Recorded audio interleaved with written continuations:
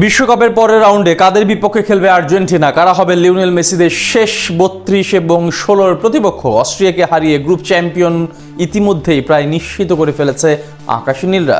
এখন সব পরিকল্পনা পরের রাউন্ড নিয়ে, সেখানে কেমন প্রতিপক্ষ পাবে তারা, সেটি এখন আগ্রহের কেন্দ্রবিন্দুতে। মেসিদের নকআউট পর্বের সেই সম্ভাব্য প্রতিপক্ষ নিয়ে বিস্তারিত জানবো রিপোর্ট। কাতার থেকে আমেরিকা আর্জেন্টিনা দলের ছুটে চলার গল্পটা এখনো যেন সেই একই রকম, একই প্রেক্ষাপটে জড়িয়ে আছে। গেলবারের চ্যাম্পিয়নরা এবারও পারফরমেন্স করছে ঠিক সেইভাবেই।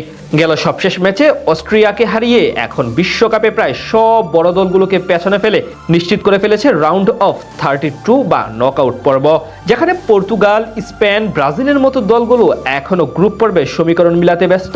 সেখানে আর্জেন্টাইন কোচ লিওনেল স্কেলোনির চোখ পরবর্তী রাউন্ডে। তবে প্রশ্ন উঠেছে, নকআউট পর্বে কাদের বিপক্ষে খেলতে হবে আর্জেন্টিনাকে? সেখানে প্রতিপক্ষ হিসেবে কাদের পাবে আলবিসেলেস্তারা?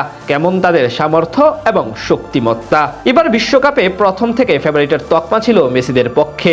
শক্তিমত্তা বিবেচনায় টুর্নামেন্টে অন্যতম সেরা দল নিয়েই আমেরিকা গেছেন কোচ লিওনেল স্কেলোনি। যদিও দলের ছিল একাধিক ইনজুরি সমস্যা, কিন্তু সেই সবকে পাশ কাটিয়ে এখন অব্দি রীতিমতো আকাশে উঠছে আকাশী নীলরা। আসলে তারা 2 ম্যাচ খেলেছে, দুটিতেই বড় জয় পেয়েছে, যেখানে সবগুলো গোল করেছেন লিওনেল মেসি। প্রথম ম্যাচে যে গ্রুপে অন্যতম শক্তিশালী প্রতিপক্ষ আলজেরিয়ার বিপক্ষে মিলেছে 3-0 ব্যবধানের জয়। এরপর অস্ট্রিয়াকে হারিয়েছে 2-0 ব্যবধানে, যার সুবাদে এখন এই গ্রুপ থেকে চ্যাম্পিয়ন নিশ্চিত করেছে ডিফেন্ডিং চ্যাম্পিয়নরা। নকআউট পর্বে চ্যাম্পিয়ন হিসেবে তাদের প্রতিপক্ষ হিসেবে গ্রুপ এইচ এর 4 দল স্পেন, উরুগুয়ে, কেপ ভার্দে এবং সৌদি আরব, এখান থেকে যে কোনো এক দলকে পাবে। এই গ্রুপের পরের ম্যাচে উরুগুয়ে মুখোমুখি হবে স্পেনের বিপক্ষে এবং কেপ ভার্দে খেলবে সৌদি আরবের সাথে।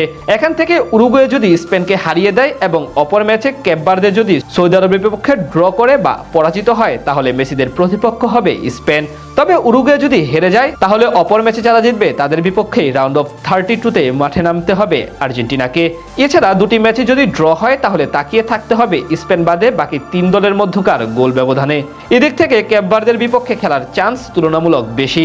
এবার শেষ 32-এর বাধা টপকালে আর্জেন্টিনার জন্য অপেক্ষা করছে রাউন্ড অফ 16 বা শেষ 16 এর লড়াই। সেখানে তাদের প্রতিপক্ষ হবে গ্রুপ ডি এর রানার্স আপ এবং গ্রুপ জি এর রানার্স আপের মধ্যে যে কোনো এক দল।